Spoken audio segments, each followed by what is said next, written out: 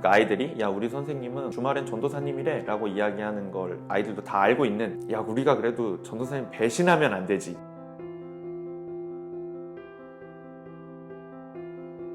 일단은 신앙인이 된 거는 전형적인 약간 교회 모범생, 성가대나 봉사도 하고 누구보다 열심히 선생님 질문하시는 것들에도 손 번쩍번쩍 들고 막 초등부 때 성경 퀴즈 대회 하면 혼자서 1번부터 100번까지 다 외워가야 직성이 풀리는 10대 후반부터는 사역을 하라라는 강권이 있었는데 애써 외면하다가 하나님께서 네가 이기나 내가 이기나가 시작이 돼서 군대 갔다 와서 모든 게 다 약간 뒤집어졌죠. 원래 다니던 대학을 휴학을 하고 그리고 편입 준비를 했는데 제가 그때 하나님께도 이거 차라리 제가 3개 쓸 건데 이 3개 다 안 붙여주시면 안 갑니다 그랬는데 아쉽게도 3개가 다 붙어서 네, 그래서 그때부터 이제 본격적으로 사역의 길에 접어들었던 것 같아요.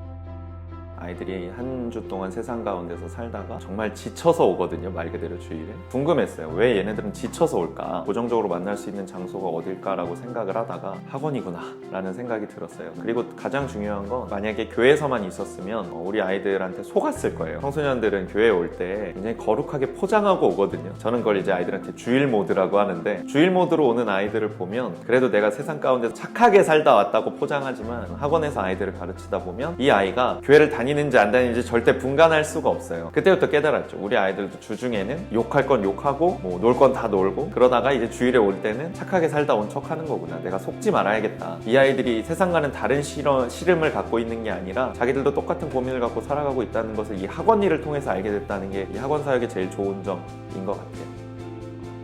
저는 제가 일단은 저의 신분, 그러니까 크리스찬이라는 것뿐만 아니라 주일에는 한 교회 사역자로서 살고 있다는 걸 먼저 뚜렷하게 밝히고 시작하는 편이거든요. 그러니까 아이들이 야 우리 선생님은 주말엔 전도사님이래 라고 이야기하는 걸 아이들도 다 알고 있는, 교회는 성경에 대해서 잘 물어보고 싶어도 1대1로 가르쳐주는 계기는 거의 없잖아요. 그 궁금증을 사실은 선생님이나 교육자한테 다시 피드백이 돼야 되는데 그렇게까지 부침성 있는 아이들이 별로 없어서 여기서는 저랑 친하니까 와서 천국은 뭔가요? 뭐 이렇게 물어보면 천국은 어떤 곳이야? 라고 설명해 줄 수도 있고, 그 아이들이 아주 어린 초등학교 3, 4학년도 교회에서 듣고 나오는 설교 내용을 가지고 또는 성경을 보고 자기가 읽는 과정 가운데 궁금했던 것들은 반드시 생기는데 그걸 물어볼 데가 없는 거더라고요. 그래서 아이들이 물어볼 수 있게 그 환경을 열어주고 선생님 얘기도 잘해주고 궁금한 것도 다 대답을 해줘. 그러면서 아이들이 조금씩 더 붙기 시작하더라고요.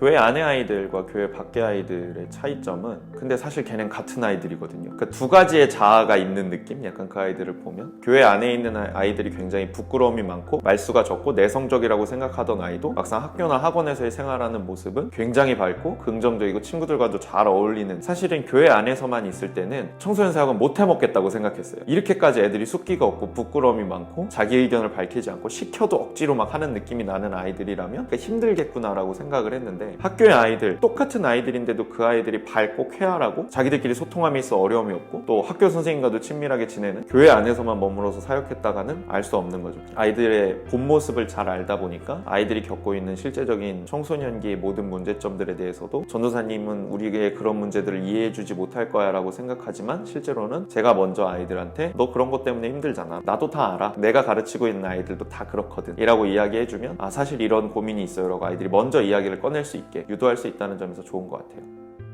청소년들을 알려면 청소년들이 뭘 하고 사는지를 알아야 되거든요. 그래서 안 어울리게 막 음악 프로그램 같은 것도 많이 봐야 되고, 그리고 그 노래를 가지고 아이들과도 대화할 수 있어야 되고, 게임 문화 갖고 접근하려면 실제 아이들을 데리고 가서 게임을 해봐야 돼요. 이 아이들이 왜 이 게임에 열광하고 이렇게까지 재밌어하고 그리고 나도 그들과 어울릴 수 있다는 것, 그것에 대해서 인정받을 수 있으면 전도사님은 우리와 한패야 라고 생각하게 만들어주는 것. 근데 그 과정 가운데에서 아이들에게 계속 아이들에 대한 존중을 표현하고 하나님이 너희를 사랑하면 대해서 전달하면 아이들에게 세워지는 기준의 하나가 전도사님이 하지 말라는, 그건 안 돼 얘들아 라고 할 때에 건의가 생기더라고요. 아이들과 계속 뒹굴어주고 놀아주고 하다 보니까 아이들이 전도사님은 최대한 우리 편이야, 근데 우리 편인 저 사람이 하나님이 이렇게 말씀하셔서 그건 안 된다고 명확하게 선을 그어주면 그때부터는 야 그래도 이건 안 되는 거야, 야 우리가 그래도 전도사님 배신하면 안 되지 라는 거.